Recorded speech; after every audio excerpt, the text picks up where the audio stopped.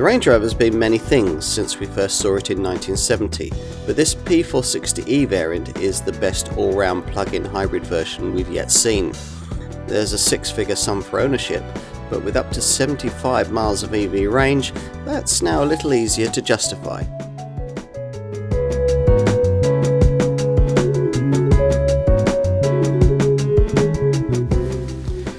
We've had plug-in hybrid Range Rovers since 2018. The problem is that the early ones weren't very good. Land Rover claimed you could go 31 miles on battery power with the first L405 series model, but that wasn't much to write home about, and it was actually way less in the real world. But slowly, JLR's PHEV tech has got better. Just how much better? We're going to find out with our review of this L460 series P460e, launched in 2022. This is the fifth generation Range Rover model, a car designed around the need for the option of a full EV drivetrain.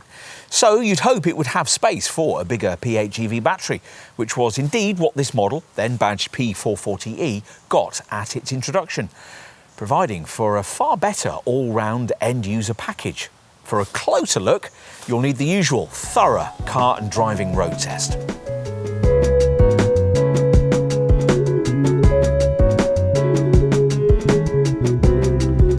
If you've been put off the idea of a plug-in hybrid Range Rover in the past, we wouldn't blame you.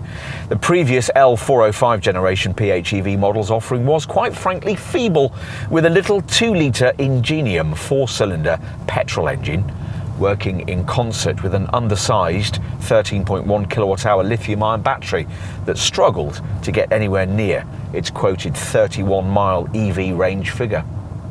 Forget about that now. This L460 design's PHEV powertrain is completely different to anything we've seen from this model line before. Pairing a 6-cylinder 3-litre petrol unit and a 141 brake horsepower electric motor with a 38.2 kilowatt-hour battery offering up to 75 miles of EV range. As before, there are three PHEV-specific drive settings: hybrid, EV and save. With hybrid engaged, you can access full system power, which is 460 horsepower in the case of this P460e model, enough to dispatch 62 miles an hour in 5.7 seconds en route to 140. The alternative P550e variant improves those figures to 5 seconds and 150 miles an hour.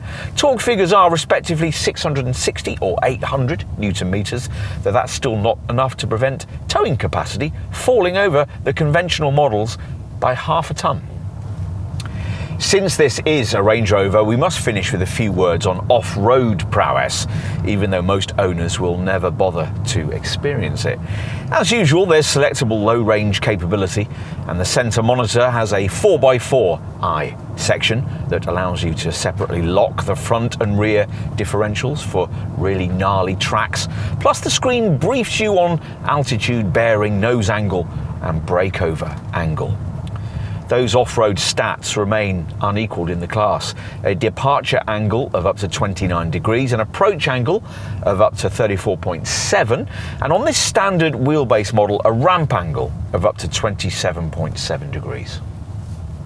On all variants, there's the brand's usual Terrain Response 2 tech, offering different drive modes for challenging surfaces. There are 5: grass, gravel and snow, mud ruts, sand, rock crawl and wade, the latter setting allowing the car to drive through water as deep as 900 millimetres. With the other settings, you'll make full use of the 295mm ground clearance figure, which can be raised a further 145mm in the highest air suspension setting.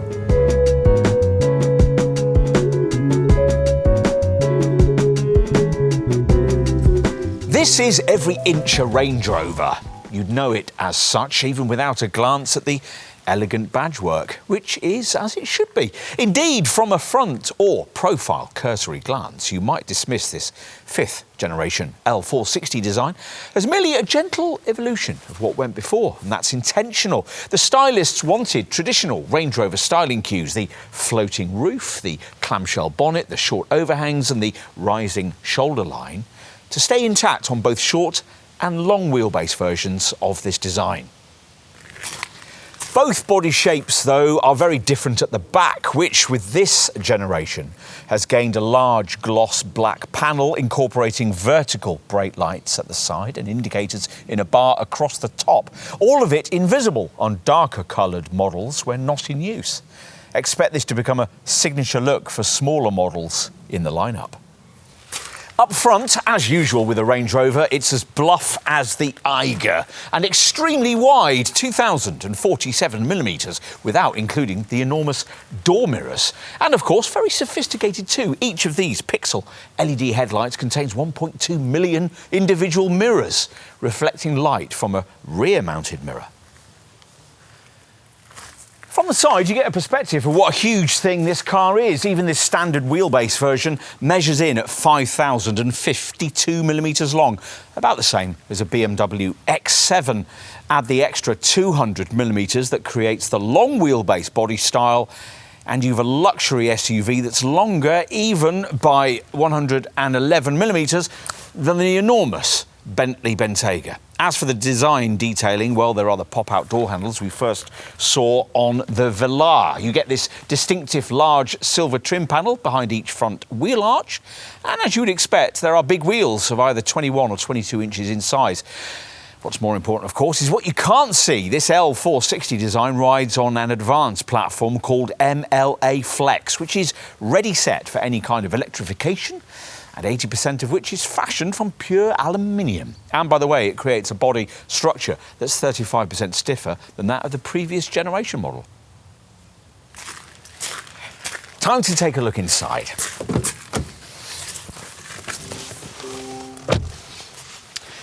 Seated high and imperiously up front amongst the wood veneer, polished metal, deep pile carpet and glossy surfacing, you'll find yourself in a cabin that looks as classy and cosseting as ever, with its clean, elegant controls and a notable absence of button clutter. There's always been a sense of occasion sat commandingly behind the wheel of a Range Rover that no other rival can quite match, and this L460 version is no exception. Ever since the L322 model of 2002, the Range Rover front of cabin experience has been designed around a large horizontal slab of dashboard and an enormous steering wheel tiller that sees the driver control this large slice of solihull real estate like a marine captain overseeing a vessel. Here that approach continues, but in a more elegant fashion than ever. Rivals try and cosset you in a cockpit-like driving position, as does a Range Rover Sport, but this car's beyond all of that and feels all the better for it. To suit the current zeitgeist, there's no longer the mandatory need to be surrounded by soft, supple leather.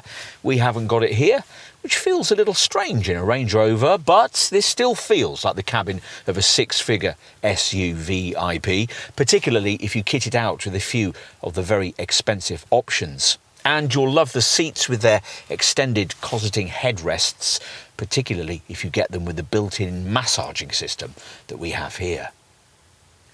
Wall-to-wall screen tech, a relatively recent development in the mainstream market, has long been a Range Rover staple, epitomised by this enormous TV-like monitor in the centre of the fascia, but more subtly implemented by this 13.7-inch instrument screen with its associated and now improved head-up display.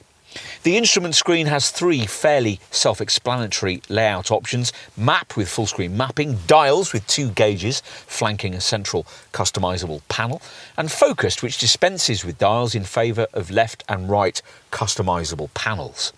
For the customisable bits, choose between trip info, 4x4 info, driver assistance, nav mapping, or your media selection. And if you can't be bothered with all of that, a press at the end of the indicator stalk gives you quick data, trip and range info at the bottom of the display. Anything else you might need to know will be found on this enormous 13.1-inch floating PHEV Pro central infotainment screen, which has haptic feedback and aims to give access to 90% of functions in just a couple of presses. Sure enough, it's admirably well laid out, the home screen with three straightforward navigation, phone and media sections with little shortcut nav, phone, music, car and apps touch buttons along its right-hand frame. There's now Amazon Alexa speech recognition, better smartphone mirroring and frequent over-the-air updates built in, and you can control ride height via the car section. Most of the really detailed stuff is in apps, where you'll find applications that will allow you to do things like position all the seats in the car, look after air quality, access weather reports, and even change the position of the fascia vents. Though thankfully, the main climate controls are still physical, separated conventional buttons below the screen. There are sections for eco data and tow bar hitching, a dynamic eye screen to tailor on-road driving, and a 4x4 eye screen to set the car up for off-piste work. Plus a valet mode for when the time comes to relinquish the keys at the kind of exclusive event that, as a Range Rover owner, you probably frequently attend. It wouldn't be the done thing to have unsightly odds and ends on display in such a cabin, so they're mainly hidden away in this centre console under lidded wood-coated panels that glide back and forth. The one above the gear selector has a USB-C port and a phone charging mat. The one below the gear selector has cup holders, disappointingly not warmable or coolable as they would be in a rival BMW X7, which themselves glide back to reveal a deeper space with USB-A and USB-C ports. There's a deep lidded box between the seats that can optionally offer 2 levels of refrigeration. And on the passenger side, both upper and lower glove boxes, the upper one helpful in its provision of a 12-volt socket, and unhelpful in the way its lid won't stay open when you reach across to use it. Land Rover provides lovely touch-sensitive overhead lights and the option of these elegant double sun visors on each side, but has forgotten 2 more basic things: an overhead sunglasses compartment and the kind of flock lining in the door bins that would stop smaller items from sliding around in them. Let's take a look in the rear. Now, there's another 75mm between the axles of this L460 era design, so even this standard wheelbase version ought to feel pretty palatial in the rear, which we'll be able to get into more easily with the ride height of the air suspension set in this lowest access position.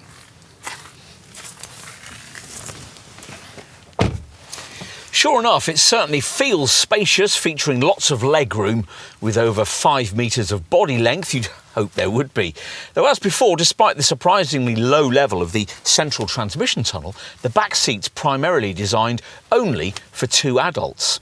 Choose the long wheelbase version and you can get your car with 2 completely separate luxury chairs. But even this standard wheelbase model's less sculpted pews feel luxurious and can recline back towards the separate retracting panels that further shield the rear compartment from noise that might be created in the luggage bay. As you've just seen, a huge central panel between the 2 outer seats glides down rather unnecessarily with electric power and incorporates an 8-inch touch control screen via which you can control climate, lighting, seat angle and the positioning of the blind for the vast panoramic glass roof that's been fitted here. The end of this armrest section slides forward to reveal a pair of cup holders. For captains of industry to work or relax on the move, front seat-back monitors can of course be fitted. A pair of 11.4-inch touchscreens in this short wheelbase model, or even larger 13.1-inch monitors if you've got a long wheelbase model with a 2-chair arrangement. Below the central climate controls, there's twin USB-C ports and a 12-volt socket. Plus, you can also add this 3-pin plug socket that'll be helpful if the chairman happens to have forgotten to power up his laptop. Elegance is provided by the upper front seat-back decorative panels, the 2-stage overhead reading lights, and the overhead vents with climate dials. There are seat-back pockets and small door bins, and you can of course choose to add side window blinds to shield you from the paparazzi. And with the long wheelbase body shape, electric tables and a chiller cabinet can be fitted if you want to spoil yourself. Thanks to the elevated seating position and large side windows, there's a great view out, much better than you'd get in, say, an S-Class limo or even a rival SUV IP like a Bentley Bentayga. Time to take a look out back. This wouldn't feel like a Range Rover if the tailgate didn't split into 2 pieces. Pleasingly, it still does, power operated of course, with the lower part able to function as a bench should you decide to park up and watch dressage practice or public school rugby. There's plenty of stowage space back here, of course, rated at 818 litres of dry capacity with both body lengths, so it would be just 212 litres in a long wheelbase model with all 3 seating rows in use. With this test car's conventional cargo bay, you get this rather unusual panel which folds both ways out of the floor, revealing a wipe-clean surface upon which muddy boots or perhaps a small but still muddy dog could be placed. All the cargo basics feature 4 LED lights, 4 tie-down points, 2 bag hooks, an elasticated strap on the left and a 12-volt socket on the right. But what you'll notice first is this rather complicated looking control panel on the right. It has silver lower buttons for retracting the rear seat, plus a button for retracting the rear parcel shelf. Other buttons allow you to adjust the height of the air suspension level, push forward the centre panel of the rear bench, if, for instance, you want to push long items like skis through into the cabin, and if fitted, operate the retracting tow bar. With the seats folded in this standard wheelbase model, total dry luggage capacity is rated at 1,841 litres. It's 2,176 with the long wheelbase version.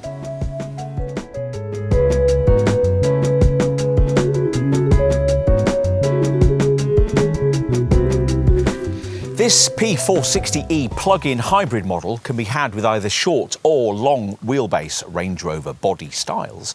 What you can't have is a long wheelbase 7-seat PHEV variant. Thank the battery under the boot floor for that. For P460e customers, there's a choice of 3 trim levels: SE, HSE, and if you opt for a long wheelbase version, Plush Autobiography. Prices with base SE trim for a short wheelbase variant started at the time of this review in autumn 2024 from just under £116,000, which is around £12,000 more than the conventionally engined diesel D300 version. Prices for the P460e rise to around £137,500 for this top Autobiography LWB spec variant. At Autobiography level, and if you stretch on to top SV trim, you'll also be offered the option of the faster P550e version of this powertrain. But that costs nearly £4,000 more and gives you very little extra real-world performance. If, quite understandably, you conclude that there's nothing quite like a Range Rover, then you might be gratified to find that this model comes a bit better equipped these days. All variants have electronic air suspension with all-wheel steering, and for off-piste use, Land Rover's all-terrain progress control, terrain response 2 and low traction launch systems. As for luxury items, well, across the lineup, you get a fixed panoramic glass roof, pixel LED headlights, perforated Windsor leather upholstery, front fog lamps and all the usual executive niceties, including the Wi-Fi-enabled 13.1-inch PHEV Pro central touchscreen with its wireless Apple CarPlay and Android Auto systems. There's also a soft door close system, a 3-zone climate control, a powered steering column, a 3D surround camera system, a park assist setup that steers you into spaces, keyless entry and adaptive cruise control. Mid-level HSE trim replaces the base model's 21-inch alloy wheels with larger 22-inch rims and adds a 3D Meridian surround sound system, softer semi-aniline leather upholstery and gesture control for the tailgate. This Autobiography variant has a sliding function for the panoramic roof, fancier diamond-turned 22-inch wheels, digital LED headlights and a further upgraded Meridian signature sound system. Top SV versions open up access to some of the most unique detailing, paint, finishing and individualisation options and add hot stone massaging for the front seats and individual Executive Class Comfort Plus rear seats. You'd expect a high standard of drive assist and safety tech for a 6-figure sum. Well, in a market where rivals are increasingly offering ever more sophisticated semi-autonomous drive systems, the drive assist stuff here isn't really cutting edge, but there's all the camera safety stuff you would expect, including emergency braking, lane keep assist, blind spot assist, a rear collision monitor, and traffic sign recognition. A driver condition response system monitors levels of driver fatigue. A rear traffic monitor warns you of oncoming traffic when reversing out of spaces. And for aid after an impact, there's occupant protection assist.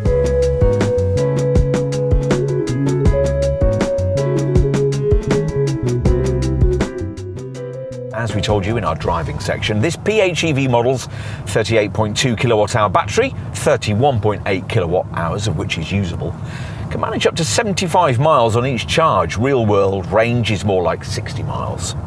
Rapid charging capability of up to 50 kilowatts is included, which means an 80% charge will occupy 40 minutes.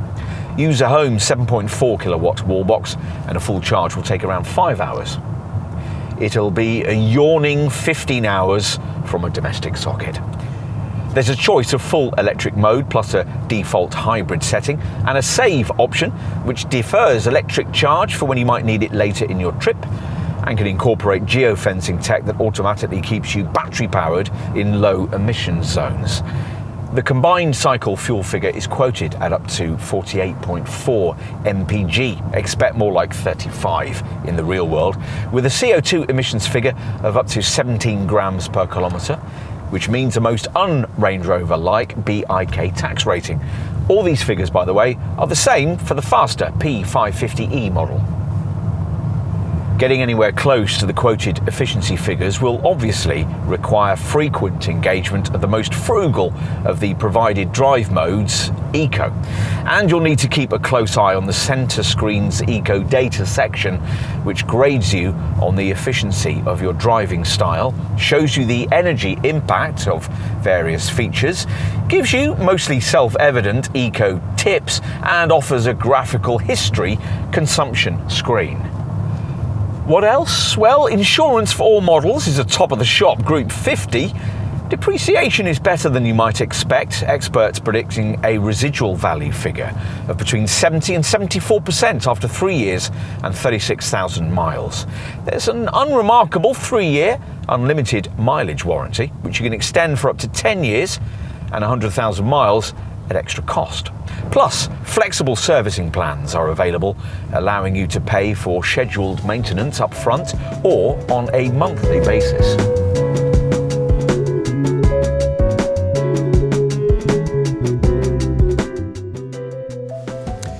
Who's to say the Range Rover isn't at its best in this P460e form?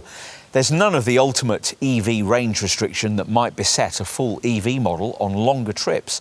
Yet this PHEV model still offers enough electric mileage capability to ensure you'll rarely have to engage the thirsty petrol powertrain if all you use this car for is to cruise around suburbia.